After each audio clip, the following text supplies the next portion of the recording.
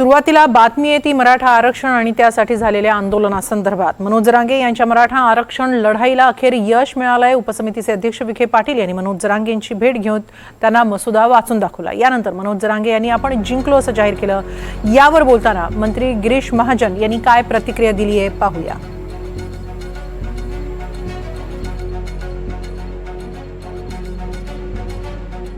जलसंपदा मंत्री गिरीश महाजन आपल्याबरोबर आहेत। गिरीश महाजन संकटमोचक म्हणून ओळख आहे आणि आत्ता मंत्री उपसमितीची मराठा समाजासाठी नियुक्ती केलेली आहे, त्यात मिनिस्टर सदस्य सुद्धा आहेत। अखेर जरांगे यांचं मनधरणी करण्यामध्ये शासन यशस्वी झालं। कशा स्वरूपात काय झालं नेमकं खरं?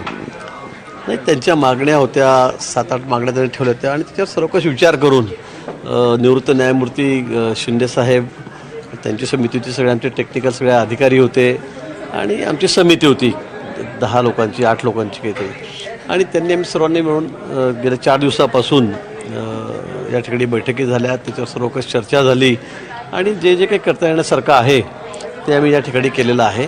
मला वाटतं की आज आपण बघितलं थोड्याच वेळापूर्वी आमचे समितीचे अध्यक्ष विखे पाटील साहेब, बाकी आमचे सहकारी आमचे राजे वगैरे त्या ठिकाणी गेलेत आणि मला वाटतं हा तिढा जो चालला होता मला अनेक दिवसापासून 5-6 दिवसापासून जे उपोषण चाललं होतं आणि मुंबईमध्ये थोडे अडचण तयार झालेली होती, निर्माण झाली होती, ती मला वाटतं आता संपलेली आहे। माननीय मुख्यमंत्री महोदय खरं म्हणजे सुरुवातीपासून सकारात्मक होते। सुरुवातीपासून म्हणजे इतक्या वर्षामध्ये स्वातंत्र्य मिळाल्यानंतर जेव्हापासून ही मागणी होती तेव्हापासून कोणी या विषयात हात घातलेला नव्हता, कोणीच नाही। जे आता मी म्हणणार आहेत किंवा जे सगळे काड्या करणारे आहेत ते तर सत्तेत अनेक वर्ष होते, पण त्यांना कधी असं वाटलं नाही की हा विषय संपवावा किंवा आरक्षणाच्या बाबतीमध्ये कुठे काही निर्णय घ्यावा। पण तो आज आपल्याला हे मान्य करावं लागेल की मागच्या काळामध्ये सुद्धा देवेंद्रजींनीच या ठिकाणी मराठा समाजाला या ठिकाणी आरक्षण दिलेलं होतं, त्याने दिलेलं होतं। मधल्या काळामध्ये ते नंतरचा भाग आहे काय असेल सुप्रीम कोर्टात टिकलं नाही, गेलं कोणामुळे गेलं काय, हा भाग वेगळा आहे, पण त्याची सुरुवात ही मान्य देवेंद्रजींनी केली।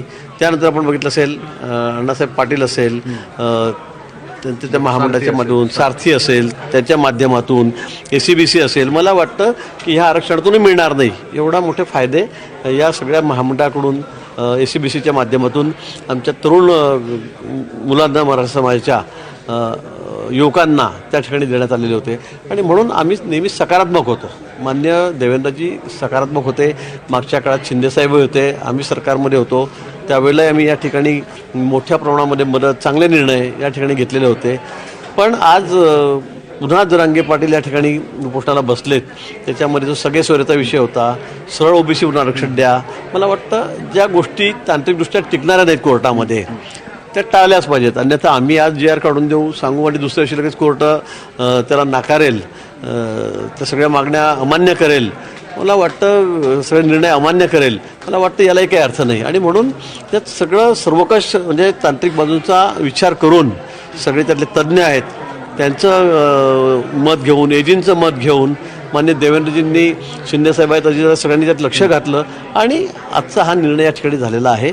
त्या संदर्भातले GR आम्ही काढून देणार आहोत आणि आता हे उपोषण संपलेलं आहे। बरं, माझे साहेब, पण जे जरांगेंना पाहिलं होतं की हैदराबाद गॅजेटची अंमलबजावणी तशा स्वरूपाचा हा GR असेल, नेमकं ह्या GR मध्ये काय असेल? मला वाटतं त्या संदर्भामध्ये सर्व चर्चा आमच्या समितीमध्ये झालेली आहे।